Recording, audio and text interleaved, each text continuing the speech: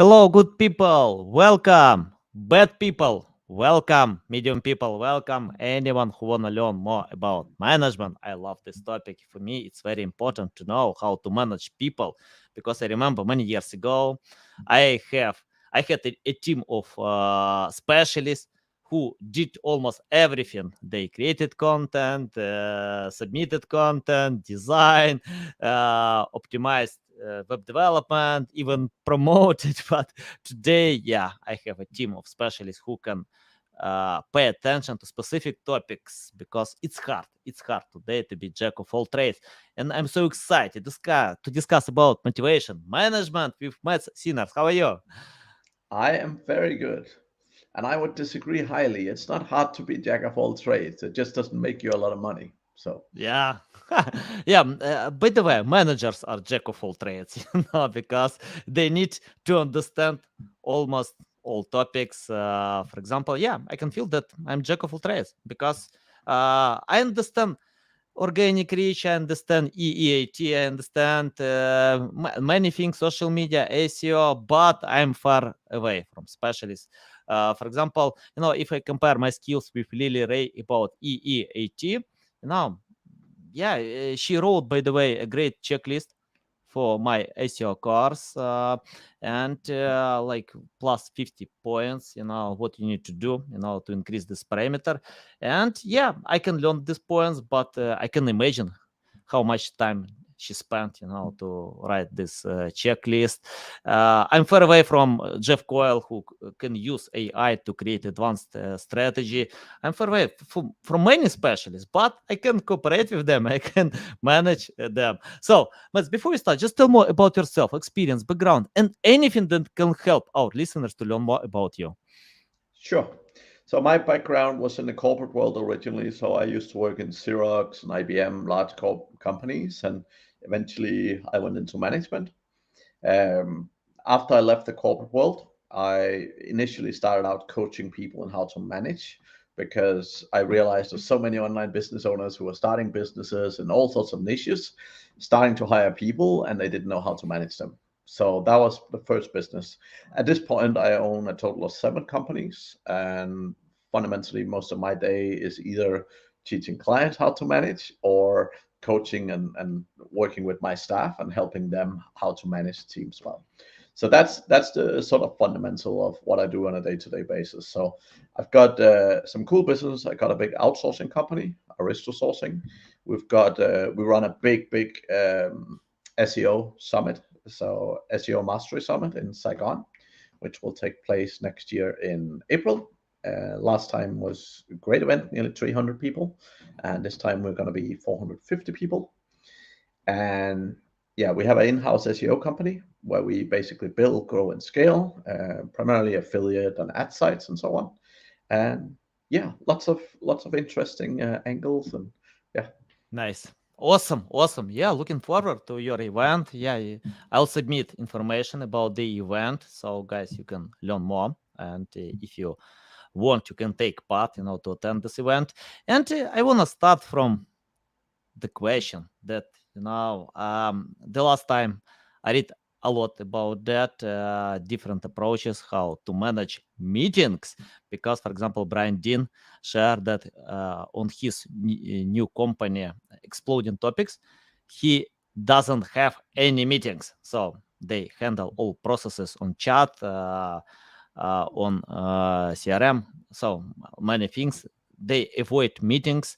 But for example, I spoke with my brothers. They work in big companies and they have a lot of meetings almost all day. They meeting, they speak to each other. To schedule time. And yeah, for me it's hard to imagine how much time they spend only on meetings. And I think I can't tell that we need to avoid meetings like Brian Dean. If it works for him, that's okay. But we can decrease the time on meetings and optimize meetings. And I know managers can do it. So, can you tell how to manage meetings and decrease time, or the number of meetings that you can have? So, any tips about that? Yeah, so I think first and foremost, I'll definitely be somewhere in the middle. So What I would say is I don't believe in no meetings, and the fundamental reason for that is one of the key things if you're having staff working for you is you want to build great relationships with them, right? If you want to have staff that performs exceptionally well over long periods of time, you want to build relationship with them. You don't want to be a stranger, and if you never sit down and talk to your staff, if you never have meetings with your staff members, they won't know you, you won't know them, and everything else being equal, you will probably never get the best work out of them, right? So I think that's definitely a big thing. Fundamentally, obviously, the bigger teams you're leading, the bigger organizations you're leading, the focus becomes more on different things. A lot of SEOs, they're down in the nitty gritty, right? They're doing stuff. And the problem with doing stuff is that your time is only as valuable as the task you're doing. So if you're sitting copy pasting stuff into an Excel sheet and someone else could do that at $5 an hour, well, you're basically selling your time for $5 an hour, right? So the essence of growth, the essence of business is really increasing the value of your time, right? And SEOs are particularly bad at this, but fundamentally, it's really about increasing the value of what you're doing. And most SEOs, when I start working with them, right? Like I've worked with the guys at Ahrefs, I've worked with people like Matt Diggity, many of these big guys, and they all tell me the same thing. Oh, I don't want to manage people. I just want to do SEO. But reality is that as soon as you learn managing people, you stop wanting to do SEO. Because when you realize you can make a lot more money by doing a lot less, that becomes a lot more fun, right? But fundamentally, the fundamental choice that you have to make as a business owner is fundamentally if you do you want to build a business or do you want to do SEO? It's totally okay to wanting to be a SEO freelancer and just do SEO for the rest of your life. That's totally okay. All right. But that is not the same as building a business. If you want to build a business, you need to learn. Well, you need to do one or two things. You either need to hire a CEO who can actually run the business and do the business piece, or you need to learn how to do it. Right. Hmm. Yeah, I think if you are talking that someone can do some manual job instead of you, that's okay, but you need to teach others how to do it, because it's not like copy and paste. Yeah, it depends. We still use some personalization preferences. So can you tell how to find the gap? I mean, like, how to find something that you can delegate and something that it's better to do yourself. Right. So generally, if you are a business owner, the things that you have to do yourself is your one-to-one meetings with your staff. It is hiring and deciding on who's working directly for you. So the roles that are directly reporting to you. And then as a business owner, the strategy, the vision, and so on of the company. Those are the things that you have to do. Everything else you do can be delegated and eventually Mhm, should if you want to grow a big business, right? mhm, So I have a risk sourcing, which is an outsourcing company, and we have around 300 people. And I spent probably a couple hours a week on that company, right? mhm, Now, I can only do that because I've delegated all of the work to the people who should be doing it, which is not me, which mhm, means that I now make a decent chunk of money for making sure that things are happening. So making sure that the strategy is well, making sure that all of the important things are happening on a day-to-day basis, right? But I'm doing that through great people. So I've delegated the responsibility for those things to the great managers that I have in the company, right? So that's for most companies, that's the end goal, right? Now, some of the businesses I own, I'm the CEO. Some of the businesses I own, I'm just an owner and have an actual CEO in the company, right? So totally depends on the business. But this is the mindset that I start every company with. My goal is never to be doing it all. You often have to in the beginning. And by the way, with SEO, I love doing SEO. I love nerding around a little bit sometimes. And despite me owning a whole bunch of companies, I still have a bit of time to do that from sometimes, right? But the essence, fundamentally, there's three things I start with when I look at delegation, right? Number one is stuff that's easy to delegate, and that's the stuff that most people start with. So it's things that are easy to teach someone else, right? The second thing is the stuff I hate doing, right? We all have things we don't like doing. Those are top of my list when it comes to delegation. And people's like, yeah, but you should be doing it as a manager or as a business owner or la di da di da. No, the only thing I should be doing is one-to-ones, deciding who to hire, and setting mission values, right? Those are the only things that I have to do. The rest of it can be done by other people, and in many cases should be done by other people, right? So that is the most important aspect. Nice, nice. Yeah, I Lastly, see. the Yeah, last yeah. Go thing ahead. Mhm. is what takes the most of my time. If I was an SEO and I spent most of my time doing on-page optimization, I would hire someone to do on-page optimization so that I don't have to, and I free up a lot of my time that I can actually spend growing the business instead of doing SEO. Because as long as I'm doing SEO, I'm gonna get paid for doing SEO. I want to get paid for running a business, not for doing SEO. Yeah, I agree. Love it, love it. Awesome.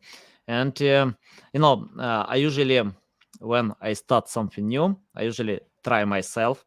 I always fail all the time. I don't remember even one time when I didn't fail when I started something new, but I can learn how to adapt. And for example, when I started PR, I wrote a bunch of press releases. I pitched them, failed with all these press releases, but I learned how it works. Then I hired the right people who can write press releases.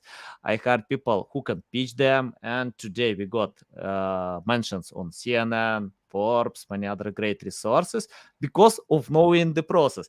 Can you tell how to decrease this pain when you start something new? Because I think everyone starts with best practices, then we can adapt to our preferences. So can you tell how to learn the basic before hiring right people? I don't suggest doing what you did. Okay. Go So ahead. here's the thing. I can promise you the CEO of IBM is not sitting figuring out every process in the company and then telling people how to do it, Mhm. right? That's small business thinking.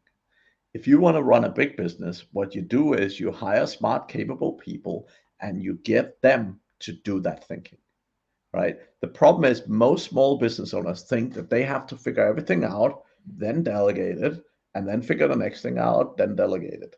No, that's everyone on the internet tells you to do it that way, but that's because they don't know better. The right way to learn, the right way to delegate and really grow your business fast is by figuring out what should we do?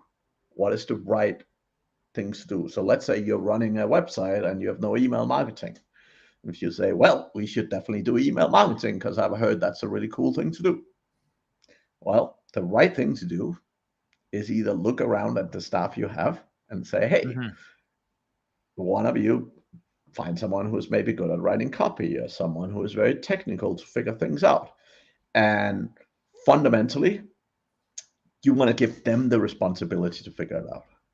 Because Yeah. here's the key things: you can only do one thing at a time, and you can only ever figure one thing out. Now, in the beginning, when you have no money and you have no staff, you probably have to do some figuring out yourself, right? But as soon as you start having some resources and having some great staff, you want to be giving them ownership and responsibility to figuring things out so that one, you're not the person who know it all and get bombarded with every question all day, every day. Number two, they learn and they grow and they become experts and they become a lot more valuable to you. And number three, you can get a lot more done. If you have 10 staff who is all working on their own little thing and exploring their little new project, you can get 10 times as much done than if you have to figure it all out yourself, right? That is the secret when it comes to business. It's about empowering people to doing that stuff. Nice. Yeah, I agree. I agree. When I will create the company like IBM, probably I won't have time, to cover all processes. But yeah, I agree. Of course, if you can cooperate with great people, if you can manage them from scratch, yeah, that's great. It's Uh, the mhm, big thing where most people go wrong is that most people don't know why and how they are where they are. But mhm, most people have succeeded because at some point someone have given them ownership and responsibility. So for some people, they worked in a corporation or in a company of some kind, and someone trusted them. Someone said, "Hey, man, can you go and look into this SEO thing? Can you go and figure out how we rank better or figure out how we get more traffic?" And they were given the responsibility. No one handed them a pile of processes and say, "Hey, do this thing." Right? The reason why people are successful is because someone trusted them, gave them ownership, and said, "Hey, dude, we need to figure out how to get traffic. We need to figure out this SEO thing," and they figured it out. Right? mhm. That's how people learn. People don't learn by getting handed a pile of processes. That is not how most people learn. Yeah, nice, nice, valuable. I want to ask you about encouragement. How to motivate people, to increase productivity, to change something, standard methods. Because, in my team, I always tell, please, you can start from what we have right now, but the main goal, you need to improve the process. You need to provide something better or even completely change the way that we usually do. So, can you tell how to encourage your staff to do it? Two things. So let's take one step back. The first thing you want to do is you want to learn to delegate responsibility instead of tasks. So instead of saying, "Hey, here's our process for how to do link building, go and do that thing," right? You want to say, "Hey, man, you're amazing at talking to people. You're great at writing emails. I want you to be responsible for our email outreach because we need a lot of links. I don't have the time to do it, and you're super awesome at whatever you're great at, right? Whatever the person is good at." I want to have very clear goals. So I want number one, we need to build at least 30 links a month. We need to make sure that they hit a certain quality standard. Now, we have a set of processes of how we do this today. However, you're a smart human being, and I'm sure you can improve that and make it even better, right? But you want to make it clear to people that you want them to be responsible, right? The key thing about motivation is every human being on planet Earth want to feel valued, appreciated, and they want to feel important, right? If someone's sitting doing something and they don't feel it's important, they're probably going to leave. I mean, you might pay them really well and therefore they stick around, but people want to feel important, right? We all, as human beings, we want to feel like we matter. And when you give people ownership, when you give them responsibility and you tell them, "Hey, we need to do this thing because if we don't do it, we're going to have trouble," right? We want to do it. We need to do it. And I want you to own it, right? The second you give people ownership and responsibility, they're so much more likely to step up. They're so much more likely when you tell them their objective. The difference, if I tell you, I want you to send 100 emails every day, and here's the process, right? You could literally open a phone book, send out 100 emails, and you've done your job, right? But that's not the goal. The goal is not sending 100 emails. The goal, the end goal of what you're doing is getting a bunch of links within a certain quality parameter, right? You want that to be the goal. Because here's the thing, I'd rather someone send out 10 emails and get 9 links than they send out 100 emails and get 1 link, right? Everything else being equal if it takes the same amount of time, right? So you have to make sure people understand what is the end goal of the task and the work they're doing. And you want to give them the ownership and the responsibility to figure out how to get there. right? Now you have processes today, and there's lessons that you have learned over time that obviously shouldn't be lost. But you want to make sure that they understand they are responsible. They own this thing. And what as a manager, what I'm gonna do, I'm not gonna sit and say, hey, why did you send this email? And why did you say this? And why did you say this?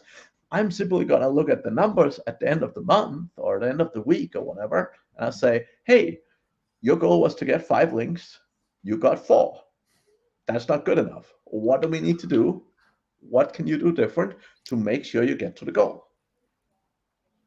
Yeah, I agree. I think, quantity probably is important, but quality is more important. So if you send, No, they're both relative metrics, right? In Mhm. certain roles and certain situations, quality is more important than quantity. In certain situations, it's the other way around. But every goal usually have both a quantity and a qualitative metric, right? So, for Mhm. example, you could say that sending out outreach emails, it could be better to send out a shit ton of emails that will give you a higher response rate, even though the emails are super crap, right? So Yeah. it's not always a quality or quantity, but it's understanding what is the key objective and letting people figure out what is the best way to get there. Yeah, interesting.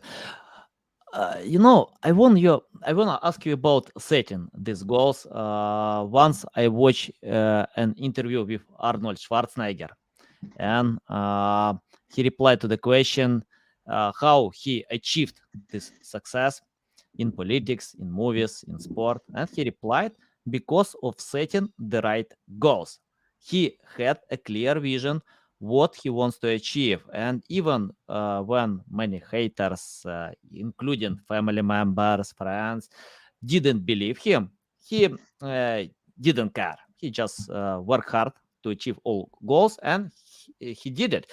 What I usually see when marketers set up vanity metrics or chase vanity metrics like volume, likes, comments, traffic, but once I spoke with a master who lost 400,000 traffic, a lot of traffic, but he didn't lose any sales. So he got a lot of traffic that didn't convert to products. And you say it a lot about setting goals. Can you tell how to set up the right goals? I mean, like how to set up goals that will sell in the end, not to bring something that you can't monetize in your process.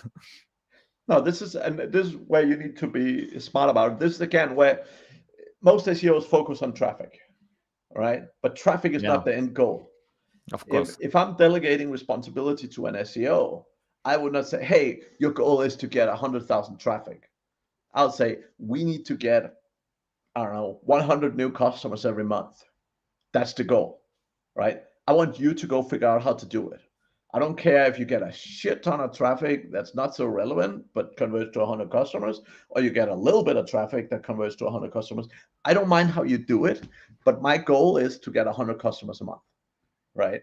So again, this is where goal setting is so important, because the problem with most people, and SEOs are notoriously bad at it, is they're so focused on the process instead of the results, right? Most customers, if you're working with end clients, most customers don't care, right? They just want the phone to ring. If, like literally, many of my clients, what they do is they send a one slide PowerPoint at the end of the month, and they say, okay, you paid us $3,000, we make you $12,000. That's literally the only PowerPoint, because that's all the customer care about, right? So many SEOs, they're saying, yeah, here was the keywords and the traffic and the blah, blah, blah, and the blah, blah, blah. And most customers don't care, right? If you are a plumber, like how many people see your website? I don't care. I care how many people called me, so the lead, and I care Yeah. how many people paid me. That's the two things I care about, right? But SEOs are so notoriously bad at not understanding that just because for them it's all about traffic, it's all about keywords, it's all about ranking. Yeah. That's not how business people think. And again, this is the difference between business, running a business and a company, versus doing SEO, right? hmm Yeah, So I think smart specialists usually share traffic value, not volume, not traffic, because if traffic has value, that means paid marketers are willing to pay for this traffic because they can convert this traffic. And yeah, for me, it's more important to check out traffic value than traffic at all, because traffic means nothing, so you can get a lot of traffic, but if you can't sell, why you need to have it? And I want to ask about another, I think, very important element. I met uh, this one time. Once we worked on big project, we didn't have time to manage our team, and a toxic environment appealed in our team. And yeah, when I found about this, when people left my company, great people, left, and I started to research and got it because toxic environment. And then I asked on LinkedIn a few times, in polls, why people are leaving companies, and most people told about toxic environment. It's not issue in my company. Of course, I learned from that. I made some changes according to these events, but it's a big issue with many companies. So can you tell how to prevent toxic environment before it started? Because it's interesting that people are not willing to pay for prevention $1, but they will pay $1,000 for treatment. So can you tell how to handle the process, and yeah, to motivate people to be happy, to understand each other, to communicate, because we have different cultures, habits. Yeah, any tips about that? Yeah, I mean that there's many aspects to that, right? So it's not making sure no one is ever ending up in a toxic environment can be difficult, right? But the fundamental starts with communication. So Mm-hmm. it's all about relationships and it's all about communication, right? Because fundamentally, and that's what management is. Fundamentally, management is communication, right? It's about when you're dealing with people, it's about communicating to them in a way that's respectful, but at the same time setting clear expectations. So if someone is unclear on what's their responsibility and so on, or what you expect from them, then you know they can be very unhappy.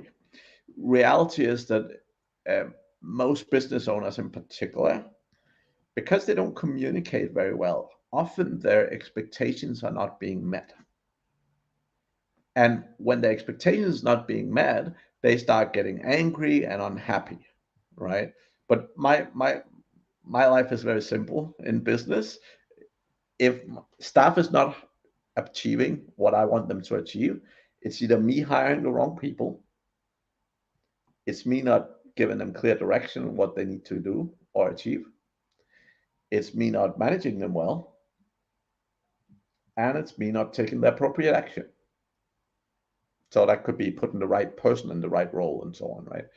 But all of that is my fault. Now, that doesn't mean that a person will need to work for me forever. Sometimes a person needs to be fired because they might not be the right person or whatever, right? But every single scenario ends up with me being responsible, right? If I have a staff member who's not doing well, not performing well, that is 100% my responsibility to fix, right? As the manager and as the owner, 100%, right? Mm-hmm. Now, can you make sure that everyone is always doing a great job? No, there'll always be people who don't, right? But so that's the essence, right? So if you communicate well with your staff, if you have regular meeting with the people who work for you, that will, I would say 90% of the issues you will get into on a day-to-day basis will be solved if you have one-to-one meetings with your direct staff and have real conversations with them on a regular basis, right? Mm-hmm. I've started working with clients who have had, VAs working for them for years and they've never had a phone call with them, right? Now, in the end of the day, you can only ever expect so much if you're not engaging in effective communication with the people who work for you. And by the way, this is one of the biggest challenges. Most people do not get very much out of virtual assistants because they treat them like virtual assistants, right? Mm-hmm. Now, many people don't. I in our company we have virtual assistants that literally are the CEO of a company. We have VAs that are literally running $1 million companies Uh-huh. because over the years the client gave them trust, gave them ownership, let them grow, and now the client is sitting on a beach somewhere and the VA is literally running the entire business, right? Uh-huh. The problem is most people treat, let's call it, cheaper labor as cheap labor, meaning they're not spending a lot of time communicating, they're just handing over tasks, they're not treating them the same way they would treat someone sitting right next to them. Because if they did treat them the same way, they would also get much, much better results. All right. Mm-hmm. Yeah, yeah, love it, valuable. Uh, let's talk about challenges. Can you tell or list challenges that companies have by setting the process, probably mistakes that they made, and your tips how to find another way? Challenge how to set the process, or what do you say? Yeah, how to manage the process, set up the process, schedule the process, anything, Yeah. about challenges that we can meet in the process. Yeah. I mean, first of all, you want people to have ownership for the process. That is Hmm. ideally not you. Hmm. So again, I prefer to have people doing the work being responsible for the work, right? What I always tell people is that if people do a great job and help the company make a lot more money, you can afford to pay them more money, right? So a lot of that is driven by productivity and so on, right? Um, the fundamental is that the key challenges that people see is often, again, both around building the right processes, setting up the right processes, but more around goals, right? So the thing is, if you have good processes, if you have good systems in your company, and you know what the systems are supposed to do, and if you know that if you send out 10 emails, you get one reply, and that means you get one new customer or whatever, and it's a scalability thing. You need to hire people, set clear expectation, give them ownership, and let them do their work. Now, if you measure performance well, then everything else being equal, you should end up in a very good position. Hmm. So where people struggle to scale is often where things are not clear. Every time you ever talk with someone who says, "Oh, no one else can do it than me," they're either doing something very custom, which is not how you build a business. That's how you build yourself a freelance work. So that's not the business building part of it, and that's not the process, right? So you'll see that with a lot of SEOs that are like, yeah, I get all the clients in, I do the strategy, I do all this because no one else can do it. It's like you don't have a business, right? That's not a business. You need to break your process down, make it really, really simple, and have a core functionality you serve, right? So let's say like a lot of SEOs agencies, they do SEO. So one day they have an e-com company come in, the next day they have a local plumbing company, the next day, another agency that want help or whatever.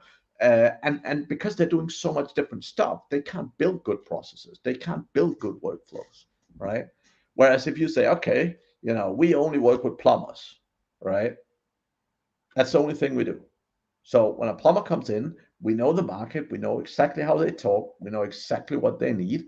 We know, whenever we set up a website, we've done it 100 times, so we know exactly what it should look like. We know exactly what works. We have the keyword research because it's the same across the country, etc., etc., etc. And therefore, what happens is you know all the stuff up front. You can do the exact same process at a much lower price because it doesn't need to be custom. It is so much easier to train people to do it because it's the same process again and again and again. So if you look at big successful companies like Coca-Cola, like for a long time they did one thing. They had one drink. So one drink, right?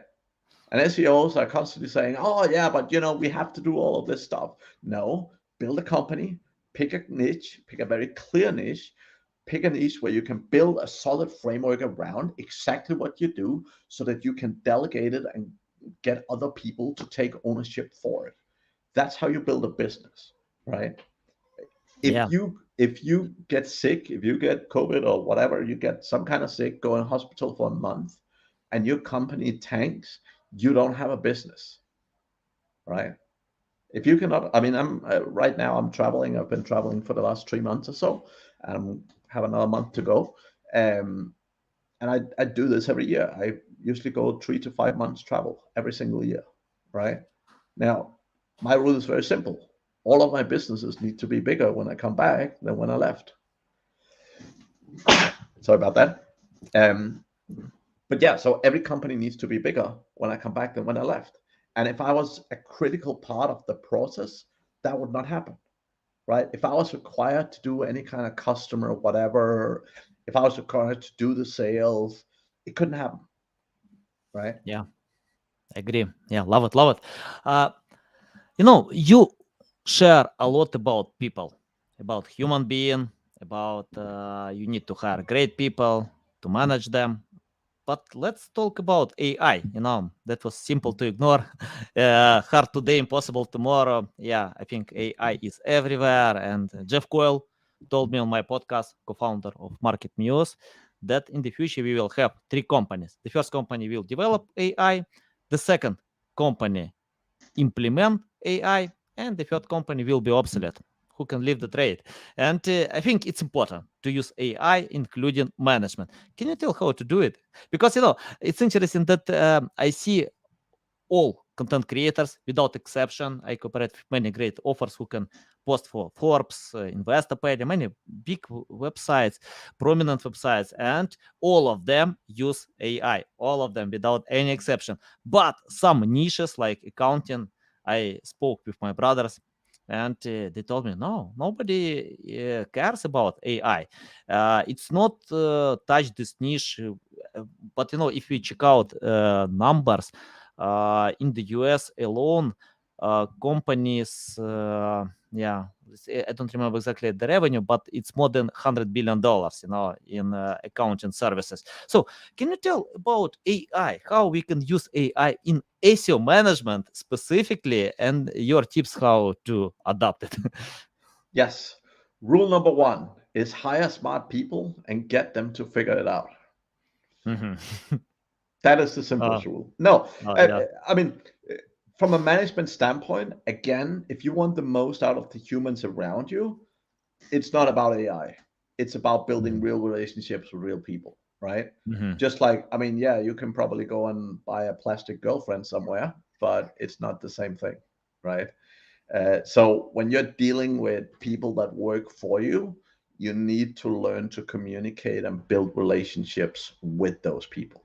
Now, AI will probably mean that you need less people in your business, but you always need people. Like you need people to make decisions. You need people to figure out what AI to use, what services to use, what new opportunities there are. So you need people in your business to make choices at a minimum, right? Mhm. If your company runs completely without any human interaction, then yeah, AI is probably taking over the world, right? Mhm. Uh, but you need some choices based on based on strategy, based on sort of business ideas and so on, at some point, right? Mhm. Yeah. And that means you need to manage people and hire them. And reality is that it's gonna be people are gonna have more and more choice, so finding and getting the best people is going to be harder. So making sure that they like and enjoy working for you is going to be critical. And that really start with great management skills, right? So it start with great skills in building relationships and talking with people and giving them good challenges that they're excited about and so on. That's the key aspect, right? Nice. Yeah. I usually count how many times you can pronounce one word, and I lost my track when you pronounce the word people. Yeah, of course, it's important to have great people in your team, the best experts that you can allow. And once, yeah, I think, yeah, If, on if, Apple, yeah. if you look at AI right now, the people who are right now making the most money with AI is the people who either had great people, had a great team already, and got Yeah. them moving very quickly, or is it people who were capable of going finding smart people, hiring them, and bringing them in to do it? Those Yeah. are the people that are making the money. Yeah, nice, nice. Yeah, uh, I remember when I probably on apple.com, I read their requirements about hiring new people, including interns, and Apple shares that we need people who can teach Apple how this big company, the most biggest company in the world, can work, not vice versa. So Apple is hiring people who can teach Apple how to create better products. So yeah, that's why yeah, it's important to have people who can teach you. And if you get new people and teach them without getting anything back, it's not a good idea. You know, you can't compete with other competitors that you have. And Mats, I want to ask you about how to learn SEO management. I'm interested, in my company, we found that we usually get high results with companies who understand SEO. If they understand, then we can cooperate like a cohesive team. We speak one language. So companies understand why we need to create high quality content, what kind of content, why we need to think more about traffic value than traffic instead, why we need to pay attention to EEAT, many other parameters. If they don't, I usually tell, take my course, learn from Lily Ray, Jeff Coyle, many great experts. Go to YouTube, Google, read books, just learn. Get the basic, understand how it works. Then we can understand each other and go ahead. Uh, let's imagine if you started today from scratch without any experience, knowledge, skills, forget about all your experience with big companies. It's your first day in ACO. Tell, what will you do today to learn more about ACO management? Well, if I had to build a business right now, what I would Yeah. do is pick something very simple. So again, as I just said, I'll pick a very simple niche and I would just build a business around that. Honestly, today, probably something about link building. Um, if you had asked me a year and a half ago, I would say I would, and I owned a link building company, I would sell it and I'd run away because at the time, everything was going towards content and sort of topic clusters and all of this stuff. And I saw links getting obsolete. Today, I'm looking at it the total other way around because of AI. Right now, everyone in principle can pump out a ton of content. And I mean, over the last year, AI have just gotten better and better and better and better. And if you look a year ahead, AI will be significantly better. All right. So Mhm. content is no longer the differentiator. Everyone can push out significant amount of content. The differentiator right now, as I see it, and the only differentiator I see Google being able to use is links. So being able to get, acquire, sell links, I think will be extremely valuable. So something in that direction would probably be what I would start. And getting into SEO, like I wouldn't call it SEO management. I would just call it business management. And Yeah. again, it will be all about hiring great people, hiring smart people, helping them figuring out the right strategies, figuring out the right tools, and getting the right things done.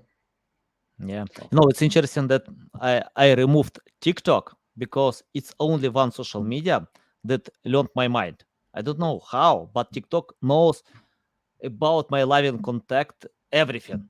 And I can't stop watching TikTok for 2 hours, because it's, yeah, this user generated content, amazing videos, it's fun. And I decided to remove for a while, the TikTok. And on TikTok, it's only one social media when you don't need to use any promotion, marketing, link building, something like this. And I see Google and other companies learn from this success. That's why I think link building plays less role, probably not only about TikTok, because Google can recognize high quality content and other platforms can understand that people care about content, not about mentions, links. But yeah, links still play some I role in AC? I Mm-hmm. would say Google is horribly bad at understanding good content. Mm-hmm. I mean, it's still an algorithm, uh, Yeah. and if you look at many of the results, it's very obvious that they're not necessarily driven by good content. I think that the text version of Google will keep struggling with that. To be honest with you, Mhm. I think video wise they're better because again, when you look at YouTube, for example, that's all driven by user engagement, and user engagement give you a very clear view of what's good, right? Now, there's probably also there is ways to trick the algorithm on YouTube as well to potentially get seen.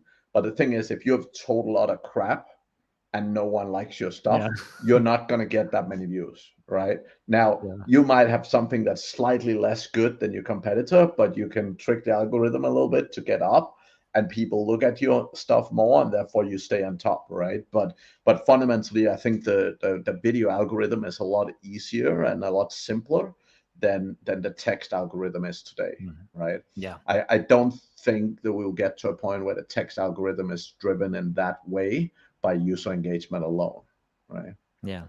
Yeah. Yeah. I agree. Love it. Love it. And I have the final question Yes. about the future.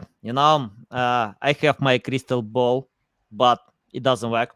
I tried when I bought crypto, and the prediction was like the crypto will go up, but it went down.